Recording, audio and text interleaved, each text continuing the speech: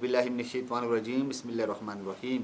मोहतरम सामीन किराम, अस्सलामु अलैकुम वरहमतुल्लाहि वबरकातुह। उम्मीद करता हूँ आप सब खैरियत से होंगे। आज इंशाल्लाह एक बहुत ही ज़बरदस्त वाक़े के साथ दोबारा आपकी खिदमत में हाज़िर हूँ। इंशाल्लाह आज हम जानते हैं अस्हाब फील और लश्कर अबाबील के बारे में बहुत ही मालूमाती बातें। ये वाक़या क्या हुआ, आइए सुनते हैं। यमन और हबशा का बादशाह था, अबरहा उसका नाम था।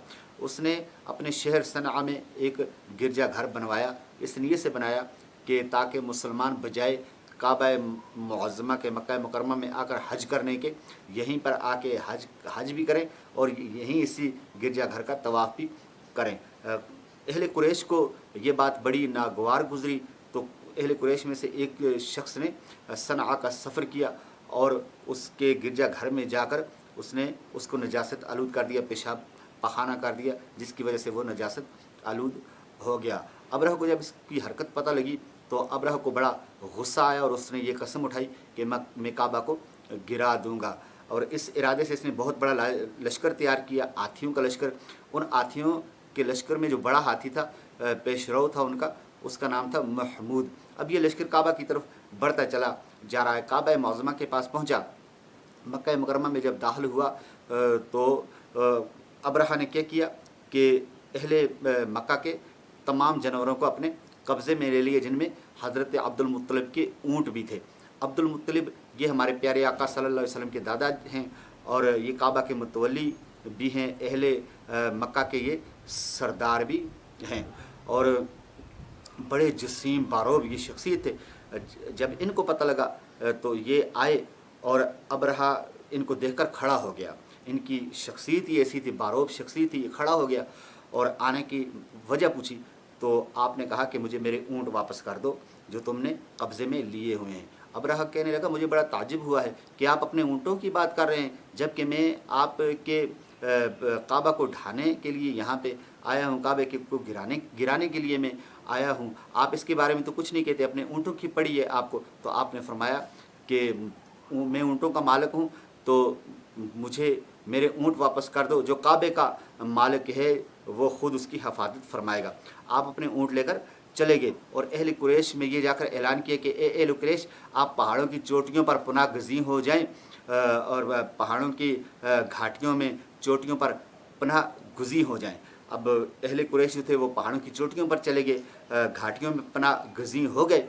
तो अब्दुल मुत्तलिब जो हैं ये काबा मुअज़्ज़मा में दाखिल हुए, काबा की दीवार को पकड़कर अल्लाह की बारगाह में रो रो कर काबा मुअज़्ज़मा की हिफाजत की, दुआ की और दुआ से फारिग होकर आप भी पहाड़ की चोटी पर अहले कुरैश के साथ शामिल हो गए, वहाँ पे चढ़ गए। तो अल्लाह ताला अज़्ज़ा व जल ने समंदर की तरफ से छोटे छोटे परिंदों का झुंड भेजा, परिंदे भेजे जिनके पास जो है 3 किंकरियाँ थीं। हर परिंदे के पास 3 किंकरियाँ थीं, एक चूंच में 2 पाँव में, और हर किंकरी पर, हर पत्थर पर जो है उस अबरहा के लश्कर के हर फौजी का नाम लिखा हुआ था।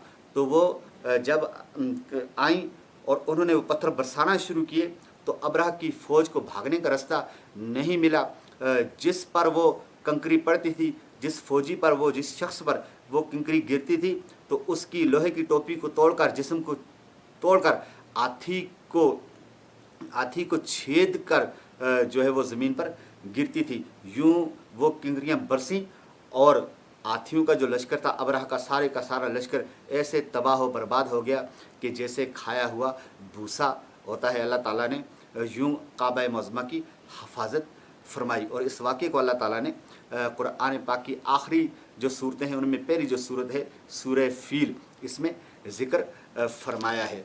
और जिस दिन ये वाक़या, जिस साल ये वाक़या हुआ, उस साल को अहले अरब आमुल फील यानी हाथी वाला साल कहने लगे। और इस वाक़े से 50 रोज़ के बाद हमारे प्यारे आका सय्यद आलम नूर मुजस्सम सल्लल्लाहु अलैहि वसल्लम की विलादत बासआदत हुई।